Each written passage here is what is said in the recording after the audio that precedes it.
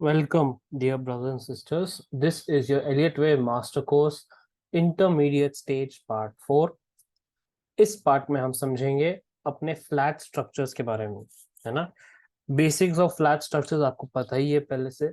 आपको ये भी पता है कि ए बी सी जो होता है फ्लैट स्ट्रक्चर में, सी कहाँ तक जा सकता है, ये सब आप पढ़ चुके हैं ऑलरेडी, है ना। तो हमारा ये A B C flat structure इतना खास क्यों, इसको हम जानेंगे इस पार्ट में। तो आपको पहले से ही पता है, ये एग्जांपल आपने पहले ही पढ़ लिया था आपके बिगिनर्स कोर्स में। इस वेव ने क्या किया है, ए के बाद बी वेव ने 90% तक रिट्रेस कर लिया है, बट इसने पिछला हाई नहीं तोड़ा है ना। तो ये हो गया अपना, जब बी वेव ऐसे करता है तो क्या होता है हमारा, ये होता है हमारा, ये एक फ्लैट स्ट्रक्चर बोलते हैं हम इसको। कौन सा फ्लैट, या रेगुलर फ्लैट बोलते हैं, जब बी वेव ने इसको तोड़ा नहीं है। किसको, हमारा ये ए वेव के हाई को नहीं तोड़ा है, तो हम इसको फ्लैट स्ट्रक्चर बोलते हैं। तो हमारे टेक्स्ट बुक्स में क्या लिखा है, जो हम हमारे गुरुज हैं यूट्यूब में, सब ये क्या बोलते हैं, एक फ्लैट स्ट्रक्चर ऐसे होता है। फ्लैट मतलब मार्केट पूरा का पूरा फ्लैट हो जाता है ना। पर मैंने आपको क्या सिखाया है बिगिनर्स पार्ट में, कि ये जो वेव सी होता है, यहाँ पे ए आपका हो गया, पिछला वेव हो गया, यहाँ पे बी हो गया, ये सी हो गया। कभी भी फ्लैट स्ट्रक्चर में हमको ये सी वेव जो है कहाँ तक जाएगा, हमको पहले से ही थाम के नहीं रखना है। ये वाला सी वेव ऐसे थोड़ा नीचे भी जा सकता है ना। यहाँ तक आया कोई दिक्कत नहीं, बहुत अच्छी बात है, बट ये तोड़ के नीचे भी जा सकता है, ये हमने पहले ही डिस्कस कर लिया था। तो इस केस में क्या है, फ्लैट स्ट्रक्चर जो है हमारा, जो ए वेव है यहाँ पे खत्म हो गया। हमने जैसे ही हम प्राइस चैनल डालते हैं वैसे ही डालेंगे, ए वेव जो खत्म हो गया, बी वेव चालू हो गया। तो इसमें खासियत क्या है, इसमें ये है कि ये जो एनालिस्ट होता है, जैसे आप हो गया या फिर कोई दूसरा एनालिस्ट हो गया, जो भी हो, जब मार्केट स्ट्रक्चर पढ़ रहा होता है तो इसमें उनको मार्केट जब करेक्शन फेज में जा रहा है उसको, या फिर उनको जो भी हो, उनको पहले से ही, या आपको जो भी, जैसे आप अगर मार्केट स्ट्रक्चर पढ़ रहे हैं तो आपको पहले से ही ये सोच के रखना है कि मार्केट ऐसा एक फ्लैट बना सकता है।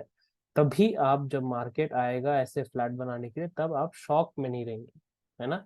तो आपको ऐसे नहीं होना चाहिए कि आपको कुछ समझ नहीं आ रहा, तो पहले से ही आपको माइंड में पता है कि हाँ भाई, यहाँ पे एक करेक्शन हो रहा है मार्केट में, ये कैसे हो सकता है, मार्केट हमको पहले कैसे बना सकता है, ये हमको तभी पता चलेगा जब हम पहले से ही रेडी हैं। मार्केट सपोज वेव 2 हो गया, वेव 4 हो गया, है ना। तो इस वेव में हमको पता है कि ऐसे एक स्ट्रक्चर बन सकता है, इसके लिए हम रेडी हैं, है ना। अगर बन गया तो हम इसको रेडी है समझने के लिए। तो हमको क्या पता है, ये वेव बी जो है ये 90% तक भी जाके इसको रिट्रेस कर सकता है मार्केट, बट ये वेव ए के हाई को कभी नहीं तोड़ेगा। हमने अगर या फिबोनाची रिट्रेसमेंट डाल दिया वेव ए का, ये 70% तक मिनिमम आएगा वेव बी। मिनिमम कह रहा हूं मैं, मिनिमम वेव बी 78% तक आएगा ही आएगा, पर ये वेव ए के हाई को तोड़ेगा नहीं कभी, है ना। तो ये हो गया आपका मेन पार्ट ऑफ आइडेंटिफाई करना, कैसे पकड़ना है हमारा जो है स्ट्रक्चर रेगुलर फ्लैट का, है ना। इसके बाद हमारा काम आसान हो जाता है, हमको बस वेव सी के लिए तैयारी करनी है। वेव सी हमको क्या पता है कि ये वेव सी वेव ए तक जा सकता है, वेव सी वेव ए तक जा सकता है यहाँ पे, है ना। यहाँ तक जाके हमको इतना पता है कि हमको पहले से ही थाम के नहीं बैठना है कि हाँ भाई वेव ए के जितना बराबरी आएगा यहाँ तक और रुक जाएगा। जैसे टेक्स्ट बुक्स में ये वेव थोड़ा तोड़ के भी नीचे जा सकता है ना। यही मैंने आपको सिखाया जो टेक्स्ट बुक्स में नहीं मिलता है, ये जो मार्केट में होता है ना, ये मैंने आपको पहले से ही सिखा दिया है। ओके, तो ये हो गया आपकी खासियत इस वेव की। पर इसमें क्यों, इसमें हमको क्या मतलब, क्यों पढ़ना है इसको हमको, इसका खासियत ये है कि जब ये मूव आता है मार्केट में, इसके बाद वाला बहुत तेजी होती मार्केट में, जो भी हो गया, ये अगर यहाँ पे तेजी है, अगर मंदी भी आती तो मंदी बहुत फास्ट आती है ना। जो फ्लैट करेक्शन होता है यहाँ पे, इसके बाद वाला मूव जो है बहुत तेजी से आता है, तो इसके लिए हम इसको बहुत ज्यादा महत्व देते हैं। एक टर्म है HPS करके, हाई प्रोबेबिलिटी सेटअप कहते हैं इसको। ओके, इसका मतलब यही है कि जब ये बनेगा इसका अगला जो तेज होगा ये हमको पता है ना। तो यहाँ से पिछला मूव क्या था, इसमें तेजी थी पहले, इस यहाँ से बनने से ये तेजी थी, इसके बाद तो हमको पता है तेजी होने वाली है। पर जब ये बनता है तब हमको समझ में आ जाता है कि हाँ भाई ये बहुत तेजी से मार्केट बढ़ने वाला है ना। तो आप अगर बड़े टाइम फ्रेम में देखेंगे 1 आवर चार्ट या वीकली सॉरी डेली चार्ट, तो आपको समझ में आएगा बड़ा वाला मूव आने वाला है। अगर आप छोटे चार्ट में देखेंगे इंट्राडे वालों या फिर आपके स्विंग वाले बीटी एस टी बीटी वाले, तब आपको समझ में आ जाएगा कि हाँ भाई यहाँ पे कुछ ना कुछ स्विंग बनने वाला है, अगला मूव जो है काफी तेजी से आने वाला है। ये है खासियत, इसको हम HPS बोलते हैं, हाई प्रोबेबिलिटी सेटअप, है ना। जब हमको पता चलेगा ये वेव सी खत्म हो गया है ना, जैसे ही हमको पता चलेगा यहाँ पे वेव सी खत्म हो चुका है, तो हमको ये हम रेडी रहेंगे अगले तेज मूव के लिए, है ना। एक तेज मूव आएगी हमको पता है, उसके लिए हम पहले से ही रेडी रहेंगे। तो हमने क्या किया, हमारा रिस्क को हमने कंट्रोल कर लिया, तो उसको हाई प्रोबेबिलिटी, है ना, लो रिस्क सेटअप बोलते हैं, HPSLR, low risk, high probability setup low risk, ठीक है। तो HPSLR, हाई प्रोबेबिलिटी सेटअप और लो रिस्क, ओके। तो यहाँ पे हमको इजी हो जाता है समझने के लिए अगला मूव बहुत तेजी से आने वाली, ये है खासियत आपका रेगुलर फ्लैट का, ओके। रेगुलर फ्लैट की खासियत यही है कि वापस से कह रहा हूँ, जब मार्केट कुछ तेज मूव करता है, अचानक से रुक जाता है मार्केट, है ना, तब ये एक फ्लैट करेक्शन बनाता है। उस फ्लैट करेक्शन में अगर इसने एक रेगुलर फ्लैट बनाया, तो हमको पता है मार्केट तेजी से अगला कदम लेने वाला है, ओके। ये हो गया रेगुलर फ्लैट का आपका हिसाब। चलिए अब अभी इरेगुलर फ्लैट की बात करते हैं। हमको पता है फ्लैट तीन तरीके के होते हैं, फ्लैट ABC तीन तरीके के होते हैं। तो हमने रेगुलर फ्लैट की बात कर ली, अब इरेगुलर फ्लैट की बात करते हैं। हमको पता है क्या, एक इरेगुलर फ्लैट में वेव बी जो है, वेव ए बनाने के बाद वेव बी को समझना बहुत मुश्किल होता है, ओके। वेव बी को समझना बहुत मुश्किल होता है, और वेव बी क्या करता है, वेव ए के स्टार्ट को तोड़ देता है ना। ये इरेगुलर फ्लैट होता है जब करेक्शन में वेव बी जो है ना, वेव ए के स्टार्ट को तोड़ देता है, इसको हम इरेगुलर बोलते हैं, है ना। ये कहाँ बन सकता है, अब खासियत क्या है इसकी, बन कहाँ सकता है ये, वेव 4 के अंदर बनता है ये, या फिर आपके वेव बी के अंदर, ठीक है।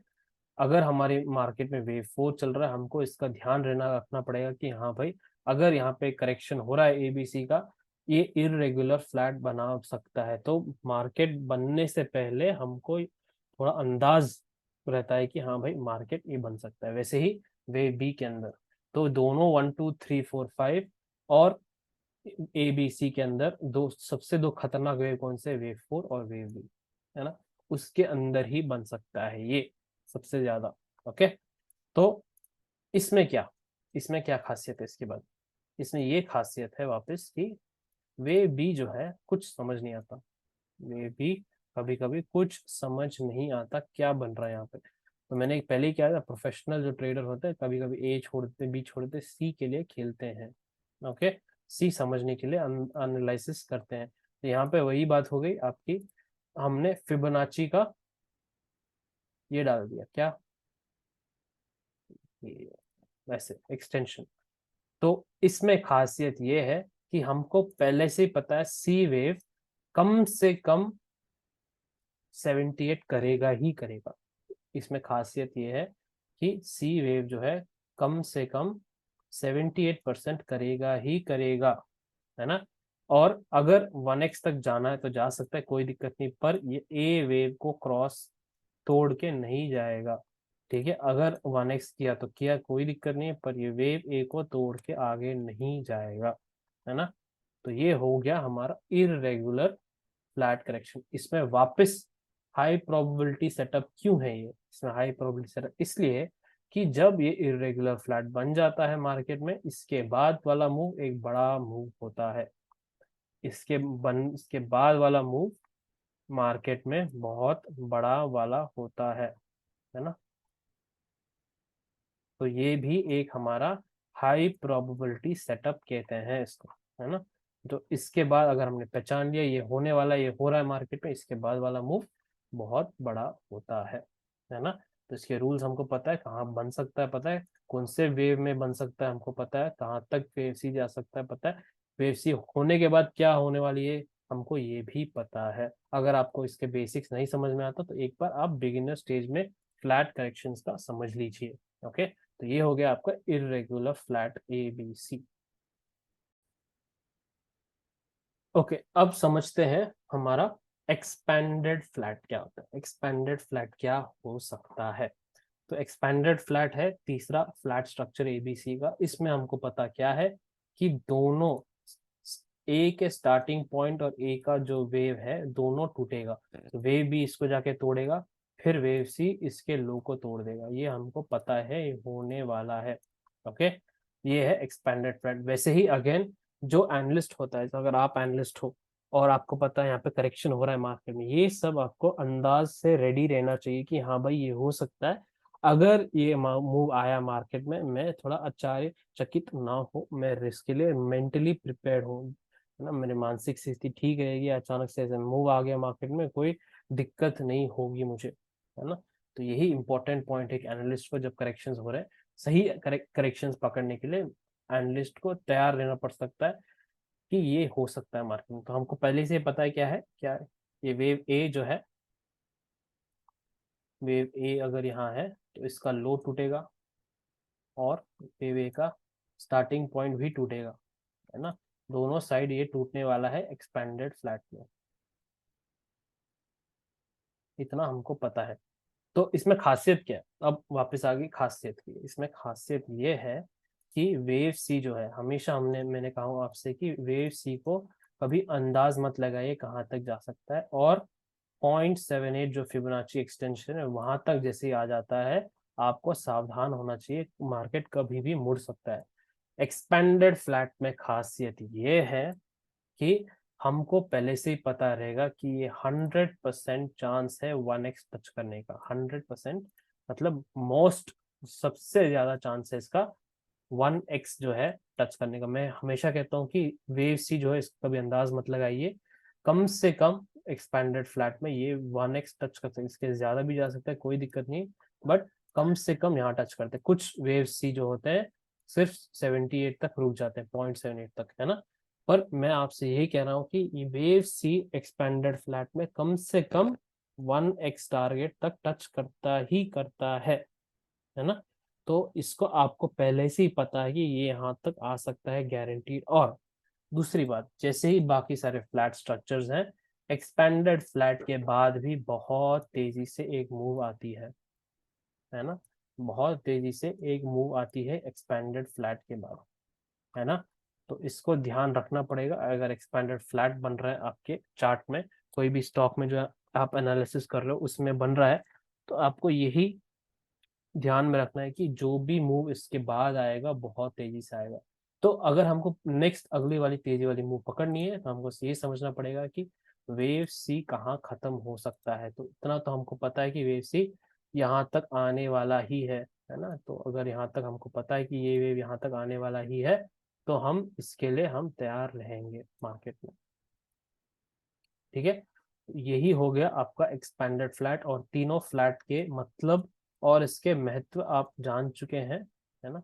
जब भी आप एनालिसिस करेंगे तो इसका दिमाग में रखिएगा कि ये सारे पॉइंट्स बहुत इंपॉर्टेंट है एक एक्सपेंडेड, इरेगुलर और एक रेगुलर फ्लैट ABC के लिए।